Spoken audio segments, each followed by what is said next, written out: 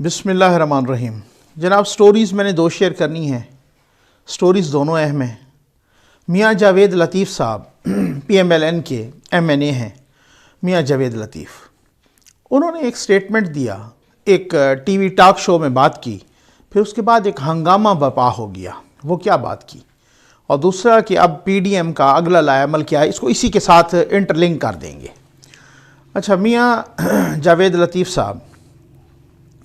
وہ پہلے بھی ایک آدھ دو بار ان سے کوئی کنٹروورسی جڑی، لیکن اب وہ ایک ٹی وی شو میں بیٹھے اور انہوں نے ایک بات کی کہ محترمہ بے نظیر بھٹو کو شہید کیا گیا،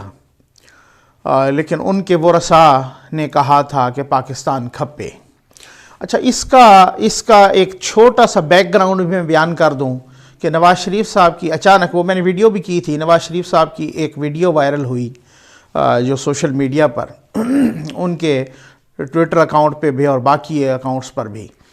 تو وہ کہہ رہے تھے کہ بھائی مریم نواز صاحبہ کو دھمکیاں دی جا رہی ہیں کہ بھائی ہم تمہیں اگر تو باز نہ آئی تو سمیش کر دیں گے، ٹھیک، یعنی جان سے مار دیں گے۔ تو اگر کچھ ایسا ہوا تو انہوں نے 3 بندوں کے نام لیے تھے، جنرل باجوہ صاحب، جنرل فیض حمید صاحب اور جنرل عرفان ملک صاحب، کہتے ہیں کہ وہ ذمہ دار ہوں گے اور عمران خان صاحب بھی ذمہ دار ہوں گے، ٹھیک۔ اچھا، اسی تناظر میں پھر ظاہر ہے پھر وہ بات ہوتی ہے ٹاک شوز میں وغیرہ اس طریقے سے۔ تو پھر میاں جاوید لطیف صاحب نے کہا کہ بھائی پہلے بھی بے نظیر شہید کی گئی، بے نظیر بھٹو صاحبہ کو بھی شہید کیا گیا، تو ان کے ورثاء نے اس وقت دیکھیں نعرہ لگایا تھا پاکستان کھپے، اور اگر خدا نخواستہ ایسا ہوتا ہے، مریم نواز صاحبہ کی جان کو کوئی نقصان پہنچتا ہے، تو ہم پاکستان کھپے کا نعرہ نہیں لگائیں گے، بلکہ ہم ان ذمہ داران کو، آگے یہ نہیں کہا انہوں نے کہ بھائی پاکستان نہ کھپے کا لگا دیں گے، لیکن انہوں نے کہا کہ جو ذمہ داران ہوں گے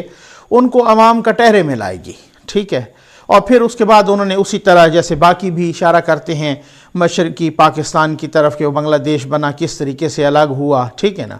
تو اس طریقے سے انہوں نے بات کی۔ اب دیکھیں بات یہ ہے کہ کوئی اس طرح کا، کچھ لوگ سوچتے ہوں گے بڑا سینسٹیو ٹاپک ہے جناب، یہ ہے، یہ کسی قسم کی کوئی سینسٹیوٹی نہیں ہے۔ اس کی وجہ یہ ہے کہ یہ نیت کا کمال ہے۔ فاطمہ جناح صاحبہ کیا غدار تھیں؟ میں ایک بڑا پوائنٹ ٹو پوائنٹ جو ہے نا دلیل کے ساتھ اور فیکٹس اینڈ فگر کے ساتھ بات کروں گا نا۔ فاطمہ جناح صاحبہ قائد اعظم کی بہن، یعنی وہ بہن کہ جن کے بارے میں بانی پاکستان نے فرمایا کہ اگر یہ بہن نہ ہوتی تو اس بہن کی مدد کے بغیر میں کچھ بھی نہیں کر پاتا تھا، کچھ بھی نہ کر پاتا۔ مقصد کہنے کا یہ ہے کہ میں پاکستان کی کریشن بھی، ظاہر ہے کچھ بھی نہ کر پاتا تو پاکستان کی کریشن بھی نہ ہوتی، تو اس بہن نے، جس بہن نے قدم سے قدم ملا کے محمد علی جناح کے ساتھ پاکستان بنایا، تو ہم نے انہیں غدار قرار دے دیا، ٹھیک۔ وہ کیا، اور پھر وہ عامر کے خلاف الیکشن لڑی، وہ ہار گئیں، اور پھر اس کے بعد شریف الدین پیرزادہ صاحب تک لوگوں نے کہا کہ جس طریقے سے ان کی موت ہوئی، تو ایک آرٹیکل میں نے پڑھا تھا شریف الدین پیرزادہ صاحب کا کافی عرصہ پہلے، انہوں نے کہا کہ جناب ان کی موت ان نیچرل ڈیتھ تھی، ٹھیک۔ کس نے مارا؟ کسی نے تو مارا ہوگا نا، ٹھیک۔ اچھا، اسی طریقے سے جناب ذوالفقار علی بھٹو کو کس نے مارا یا مروایا؟ بھائی میں اس طرح سے نہیں کہہ رہا کہ میں صرف یہ کہہ رہا ہوں کہ پیپلز پارٹی والے کہہ رہے ہیں، میں آتا ہوں جاوید لطیف صاحب کے بیان پر بھی، پیپلز پارٹی والے کہہ رہے ہیں کہ جوڈیشل مرڈر، نہیں، وہ بات نہیں ہے۔ میں جسٹس نسیم حسن شاہ کو زیادہ کوٹ کرنا پسند کروں گا کہ جنہوں نے اپنی کتاب میں بھی لکھا اور جنہوں نے 2-3 ٹی وی پروگراموں میں بھی کہا کہ کس طریقے سے ہم پہ کون پریشر ڈال رہا تھا، کون دباؤ ڈال رہا تھا کہ بھائی ذوالفقار علی بھٹو کو پھانسی دیں۔ تو پھر یہ انصاف تو نہ ہوا نا، یہ تو اس پریشر کی بنیاد پہ آپ نے الیکٹڈ، پاکستان کے پہلے الیکٹڈ پرائم منسٹر کو، جس نے آپ کو کانسٹیٹیوشن دیا، جس نے آپ کو ایٹمی پاور بنایا، جس نے آپ کو پتہ نہیں کیا کیا دیا، اس کو آپ نے کسی کے کہنے پر وہ پھانسی لگا دی۔ اور پھر اس کے بعد آج تک حالات یہ ہیں کہ ان کا کیس پی ایل ڈی میں شامل نہیں ہوا، آپ نام تک نہیں حوالہ تک نہیں دے سکتے سپریم کورٹ آف پاکستان میں ذوالفقار علی بھٹو کے۔ تو وہ ایک ہمارے ماتھے پر سیاہ دھبا ہے، کیا ہم نے سیکھا؟ اچھا، میں آپ کو ایک بات بتاؤں کہ جو لوگ یہ کہہ رہے ہیں یہ جو مشرقی پاکستان کا سانحہ ہوا کہ آپ بنگالی محب وطن نہیں تھے، بھائی میں تو دلیل کی بنیاد پہ بات کروں گا نا، مجھے ادھر ادھر کی شرلیاں نہیں آتی، ٹھیک ہے نا، کہ آپ بنگالی محب وطن نہیں تھے۔ بنگالی اگر محب وطن نہیں ہوتے تو مسلم لیگ کب بنی تھی، کہاں بنی تھی؟ ڈھاکہ میں نہیں بنی تھی۔ اگر بنگالی محب وطن نہیں ہوتے تو شیر بنگال نے ہی تو قرارداد پاکستان پیش کی تھی۔ مولوی عبدالحق، ٹھیک ہے نا، شیر بنگال، جن کے نام پہ آج بھی وہاں پہ بنگلہ دیش میں اسٹیڈیم بھی بنے ہوئے ہیں، وہ بھی آپ کسی بھی باشعور تجزیہ کار سے پوچھیں، ہسٹورین سے پوچھیں، ہسٹری کی کتابوں سے پوچھیں، خود مجیب الرحمن چاہ رہا تھا میں سیپریشن تو چاہتا ہی نہیں ہوں، ٹھیک ہے۔ پھر اس کے بعد یہ کس نے کہا تھا بھائی زمین، بس ہمیں زمین چاہیے باقی سب کو مار دو، یہ کس نے کہا تھا؟ ذرا تھوڑا سا اپنا محاسبہ کریں نا، ٹھیک ہے نا۔ تو وہاں پر جس طریقے سے ان کے ساتھ زیادتیاں کی گئیں تو کیا وہ محب وطن نہیں تھے؟ بھائی بات یہ ہے کہ جب آپ کسی کو اس طریقے سے خود فیصلہ کرتے ہیں کہ ہم ہی سب سے بڑے محب وطن ہیں، اور جو اس ہمارے حب الوطنی سے ادھر ادھر ہوگا تو اس کو ہم سمیش کر دیں گے، تو پھر ظاہر ہے پھر ایسا ہی ہوگا نا۔ یہ بلوچستان میں آج تک جو سب کچھ کنٹرول نہیں ہو رہا تو کیوں اس کی کیا وجہ ہے؟ اس کی وجہ یہی ہے نا کہ آپ نے اکبر بھگٹی کو مارا، ٹھیک، آج تک وہ بلوچستان سنبھل نہیں پا رہا۔ آپ اسکولوں پر جھنڈا نہیں لگا سکتے تھے، آپ اسکولوں کے اندر وہاں قومی ترانہ نہیں پڑھوا سکتے تھے، کتنی قربانیاں دی، پھر اس کے بعد سویلینز بھی گئے، سیکیورٹی پرسنلز بھی گئے،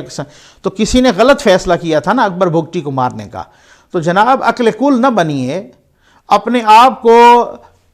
عقل کل نہ سمجھیے۔ یہاں پر بات یہ ہے کہ جب آپ کسی کو اس طریقے سے اگر بالفرض دھمکی دی گئی ہے،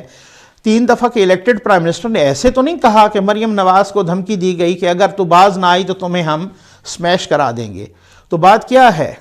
کہ آپ، اس کا مطلب یہ ہے کہ کوئی لیڈر، کوئی پولیٹیکل لیڈر اتنی جد و جہد کے بعد سامنے آئے اور پھر اس طریقے سے، اور جناب وہ نیب خیر سے چلی گئی، اور اس کے بعد تو نیب تو جانا چاہیے تھا سپریم کورٹ، اور پھر وہ دوبارہ لاہور ہائی کورٹ چلی گئی، حالانکہ پیور ان کو میرٹ پہ جو ہے نا بیل ملی، تو پھر بھی اس کے باوجود بھی تو اس کا کیا مطلب یہاں بتایا جا رہا ہے وہ اداروں کے خلاف بات کر رہے ہیں۔ تو میں سمجھتا ہوں اگر ایسی صورتحال ہو تو میں ایک اور مثال بھی دے دوں کہ عمران، اگر اداروں کے خلاف اگر کسی نے، میں میرٹ پہ کہہ رہا ہوں اور میں ڈنکے کی چوٹ پہ کہہ رہا ہوں اور میں چیلنج دے کے کہہ رہا ہوں، آپ اپنے سٹیٹمنٹ نکلوا لیں سب کے، جتنے پاکستان کے موجودہ پرائم منسٹر جناب عمران خان صاحب نے اداروں کے خلاف بات کی اور جتنی کھل کے بات کی، انڈیا کے اندر جا کے بھی بات کی انہوں نے اداروں کے خلاف، ٹھیک ہے نا، انڈیا کے اندر جا کے، آپ کو یاد ہوگا، آپ وہ نکال لیں ان کے بیانات، تو کیا وہ بھی اس کا مطلب یہ ہوا کہ پھر اگر اداروں کے خلاف ہی تو پھر تو اس کا مطلب ہے کہ وہی فارمولہ اگر لگے تو وہ بھی غدار بنتے ہیں؟ تو کہنے کا مقصد یہ ہے کہ یہاں پر عقل کل کوئی نہیں ہے، یہاں پر ایک ڈیفائن ہونا چاہیے نیشنل انٹرسٹ، کہ بھائی کس طریقے کا انٹرسٹ نیشنل انٹرسٹ ہے، کہاں بولیں تو کس طریقے سے کیا ہوتا ہے۔ آپ بات کریں کہ مثال کے طور پہ بہت ساری غلطیاں ہوئی ہیں نا، ٹھیک ہے، الطاف حسین فی الحال چپ ہو گئے ہیں یا وہ سائیڈ لائن ہو گئے ہیں، یا آپ کہہ سکتے ہیں ان کی سیاست ختم ہو گئی ہے، لیکن آپ ذرا کراچی کے اندر جا کے تھوڑا سا دیکھیے گا تو صحیح کہ کتنی نفرت ہے۔ یہ میں آپ کو معلومات کی بنیاد پہ کہہ رہا ہوں، میں سے تکا نہیں مار رہا۔ پھر آپ اندرون سندھ چلے جائیے، ذوالفقار علی بھٹو کو آپ نے مار دیا، پھر پورے اندرون سندھ آپ گھومیے، آپ پھریے، آپ سفر کیجئے، لوگوں سے ذرا انٹرویو کیجئے، پھر وہ نفرت کا جس طریقے سے اظہار کریں گے وہ بھی آپ سنیں، جس طریقے سے جو نفرت اور جو نعرے خیبر پختونخوا میں لگ رہے ہیں روز، اس کو بھی دیکھیں۔ بیچ میں ایک بندے نے ویڈیو بھیجی، میں تو حیران تھا کہ وہ ایک سیاسی جماعت کا جلسہ تھا اور وہاں پر بھی پی ٹی ایم کا نہیں، سیاسی جماعت کے جلسے میں بھی اسی طرح کے نعرے لگ رہے تھے۔ تو پھر اس کے بعد بلوچستان کی حالت تو آپ کے سامنے ہے، سندھ کا، کراچی کا میں نے بتا چکا، تو ایک پنجاب بچا تھا، وہاں پر بھی یہی سلسلہ شروع ہو گیا ہے۔ تو یہ ریاست کے خلاف کون ہے جو کہ اس طریقے کی غداری کر رہا ہے؟ آپ پورے جو مرضی آئے کہ جو سیاستدان ہو، جو سیاستدان ایک وہ آپ کی لائن اگر وہ ٹو نہیں کرتا اور اگر آپ اس کو وہاں سے ہٹا دیتے ہیں تو اس کا مطلب یہ ہوا کہ آپ عقل کل ہیں، اور پھر اس کے بعد اگلی آنے والی نسلوں تک وہ سنبھالتے رہیں سارا کچھ، کہ جو ہوتا رہے۔ پنجاب سب سے بڑا صوبہ ہے، اگر خدا نخواستہ وہاں پہ اگر ایسی کوئی شورش شروع ہوئی تو اس کو کون سنبھال سکے گا؟ یہ ضروری نہیں ہوتا کہ کوئی یہ اس غلط فہمی یا خوش فہمی میں رہے کہ جناب ایسا ہو بھی گیا تو کون کیا کرے گا، ایسا نہیں ہوتا۔ بعض اوقات حالات بہت ہاتھ سے نکل چکے ہوتے ہیں، اور پھر آپ کے ادھر ادھر کے حریف بھی ایسے حالات سے فائدہ اٹھا کے ٹپک پڑتے ہیں، تو پھر آپ ویسے ہی عقل کل سمجھنے والے ہیں۔ اگر آپ نے ایسا کرنا ہے، کون سی ایسی غلط بات کر دی ہے جاوید لطیف نے کہ وہ تو کہہ رہے ہیں نا کہ آپ ایسا نہ کیجئے، آپ یہ بے وقوفی نہ کیجئے گا، کیونکہ ہو سکتا ہے خدا نہ خواستہ پھر اس کے بعد تو پھر موت کے کنٹرول میں ایک چیز آ جاتی ہے نا، پھر اس کے بعد تو عوام نکل آتے ہیں نا، پھر اس کے بعد تو کوئی لیڈرشپ تو ساری اندر ہو گئی، ٹھیک ہے، کوئی باہر بیٹھا ہے، کوئی اندر ہوگا، کوئی کسی کو آپ مارنا چاہتے ہیں، تو پھر اس کے بعد آپ کیا کریں گے؟ آپ یعنی مارشل لا لگانا چاہتے ہیں، آپ کیا کرنا چاہتے ہیں کہ آپ مطلب ایک بات ہے نا کہ بالفرض گو کہ میں آپ کو بتاؤں کہ کچھ ذرائع سے میں پڑھ رہا تھا کہ عسکری ذرائع نے اس کی تردید کی ہے کہ ایسا کوئی سٹیٹمنٹ ہمارا نہیں آیا، اور نہ ہم مریم نواز صاحبہ کو کوئی مارنا چاہتے ہیں جان سے، تو اچھی بات ہے، یہ میں سمجھتا ہوں کہ بہت اچھی بات ہے، لیکن وہ بھی یہی کہا جاوید لطیف صاحب نے کہ بات یہ ہے کہ اس میں اگر ایسا خدا نخواستہ ہوا تو اس کے کانسیکوینسز بہت غلط ہوں گے، اور یہ بالکل ٹھیک کہا ہے، اس میں کون سی ایسی غلط بات کی ہے؟ کانسیکوینسز بے نظیر صاحبہ کے وقت بھی بہت ہی غلط تھے، لیکن وہ سنبھال لیے گئے، بس وہ ٹھیک ہے کہ جس طریقے سے بھی انہوں نے سمجھداری کا مظاہرہ کیا، اگر اس وقت ان کی پارٹی سمجھداری کا مظاہرہ نہ کرتی اور ان کے وہ رسا نہ کرتے تو میں سمجھتا ہوں شاید اربوں کا نقصان تب تک بھی ہو چکا تھا، خربوں کا اکانومی کو، اور پھر اگر اس سٹیج پہ ایسے کہ جہاں آپ کی اکانومی پہلے ہی غرق ہو گئی ہے تو پھر کیا ہے؟ پھر تو وہ بات میں سمجھتا ہوں کہ جو اگر کوئی پاکستان کے خلاف کوئی کر رہا ہے نا آج، تو ماشاءاللہ آج وہ تحریک انصاف کی وہ حکومت ہے جو نیا پاکستان بنانا چاہتی تھی، جو ریاست مدینہ کا دعویٰ لے کر آئی ہے وہ کر رہے ہیں۔ آپ ذرا، میں تو اپنے ہاتھ سے سبزی بھی لیتا ہوں، گوشت بھی لیتا ہوں، میں تو سب کچھ اپنے چیزیں سودا سلف خود خریدتا ہوں، تو بات یہ ہے کہ وہاں ذرا چلیں نا، آپ آئیں ذرا دکانداروں کے پاس، ان سے کہے کہ جی آپ یہ تو آپ نے مہنگا لگایا ہوا ہے، تو وہ 4 5 6 گالیاں جڑ دیتا ہے موجودہ حکومت کو، اور پھر ہم شرم سے ان کو کہتے ہی نہیں ہیں کہ آپ اس کے کوئی رعایت کریں، اور کوئی کنٹرول نہیں ہے، روز کے حساب سے ریٹ بڑھ رہا ہے، روز کے حساب سے، میں کیا کہوں اب ایک اس طریقے کا، وہ یہ چیزیں ہیں جو کرنے کی ہیں بھائی، یہ چیزیں ہیں جو ماشاءاللہ لوگ باہر بیٹھے ہیں ان کو اس چیز کا اندازہ ہی کوئی نہیں کہ لوگوں پہ کیا گزر رہی ہے، وہ جناب اسی طریقے سے کہ جناب عمران خان صاحب پتہ نہیں مریخ پہ کو بنا رہے ہیں پاکستان، اب یہ پاکستان خدا نخواستہ میرے منہ میں خاک کہ یہ پاکستان کو تباہ ہونے دیجئے، کہ وہ چونکہ مریخ پہ بنا رہے ہیں تو اس کو تباہ ہونے دیجئے۔ بھائی کون سی ایسی بات ہے کہ خدا نخواستہ، میں آپ کو بتا رہا ہوں کہ جہاں بھی آپ جائیں لوگوں کی چیخیں نکل رہی ہیں، یہ ہے پاکستان سے دشمنی، یہ اصل پاکستان سے دشمنی ہے۔ آ جائیں جناب دوسرا کہ پی ڈی ایم کا لائحہ عمل کیا ہے، میں تو خود حیران ہوں کہ وہ پی ڈی ایم جس نے اپنا ایک لائحہ عمل بنایا تھا، جب پہلا آل پارٹیز کانفرنس کی تھی، اس کانفرنس میں جناب انہوں نے یہی کہا تھا کہ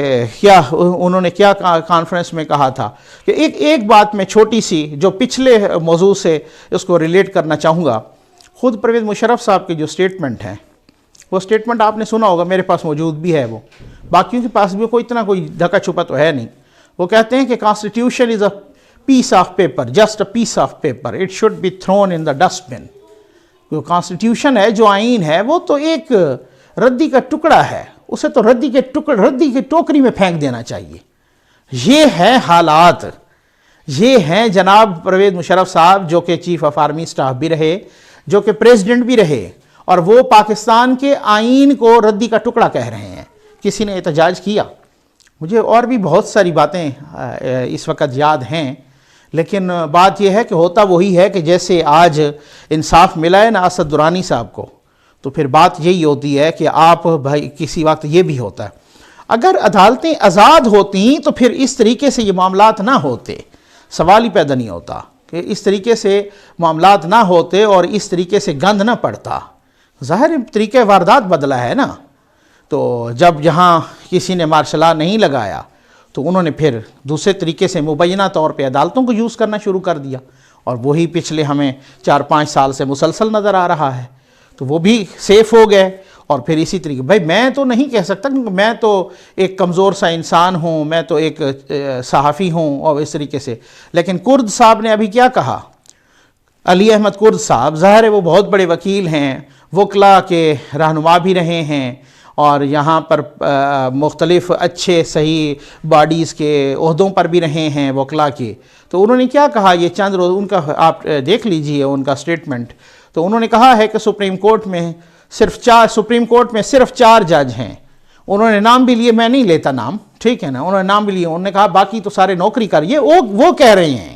میں نہیں کہہ رہا، وہ سیدھی سی بات ہے، میں اپنی اس کمزوری کا اعتراف کر لیتا ہوں کہ میں تو کر ہی نہیں سکتا، مجھے دوسرے دن توہین عدالت کا شاید نوٹس آ جائے، لیکن میں کرد صاحب کی بات کر رہا ہوں، کہتے ہیں صرف اور صرف 4 جج ہیں، باقی تو سارے نوکری کر رہے ہیں، تو کیا ہے یہ، کیا آپ مجھے بتائیں کیا کرد صاحب نے یہ ٹھیک کہا ہے یا غلط کہا ہے؟ تو پی ڈی ایم کا اگلا لائحہ عمل کیا ہوگا جناب؟ پی ڈی ایم کا لائحہ عمل یہی ہے میں آپ کہتا ہوں کہ پی ڈی ایم نے جو لائحہ عمل بنایا تھا پہلی کانفرنس میں، پہلی آل پارٹیز کانفرنس میں، اس لائحہ عمل کو شاید پی ڈی ایم نے اپنے ہاتھوں سے دفن کیا ہے، ٹھیک بھائی، پی ڈی ایم نے یہی کہا تھا نا کہ نہ ہی تو سینٹ کا الیکشن لڑنا ہے،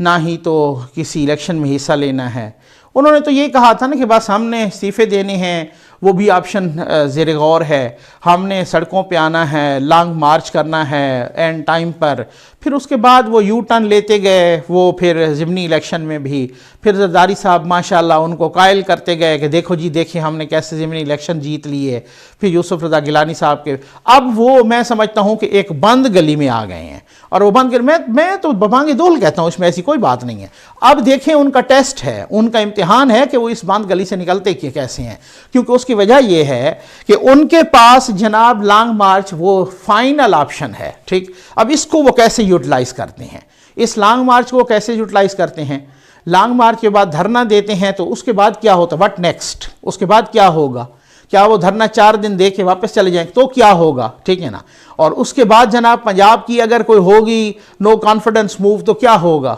یعنی کہ مقصد کہنے کا یہ ہے کہ اب ان کے آپشنز بڑے محدود ہو گئے ہیں، پہلے ان کے آپشنز بہت زیادہ تھے، اور ان آپشن سے جو پہلے جس طریقے سے انہوں نے اٹھان اور اڑان بھری تھی، اس اڑان سے بہت سارے خفا تھے، بہت سارے پریشان تھے، بہت سارے حیران تھے، بہت ساروں کی نیندیں اڑ رہی تھیں، تو پھر بہت ساروں نے اسی طریقے سے ان کے اندر کے کچھ لوگوں کو کس طریقے سے جناب وہ قائل کیا، ٹھیک ہے نا، کس طریقے سے انہوں نے مسحور کن انداز میں اور پھر قائل کیا، اور پھر قائل کرنے کے بعد اب آپ دیکھیں تو کبھی ایسا بھی ہوتا ہے، اب دیکھیں کہ لانگ مارچ میں وہ کیا کرنے لگے ہیں۔ امید ہے آپ کو ویڈیو پسند آئی ہوگی، آپ کا بہت بہت شکریہ۔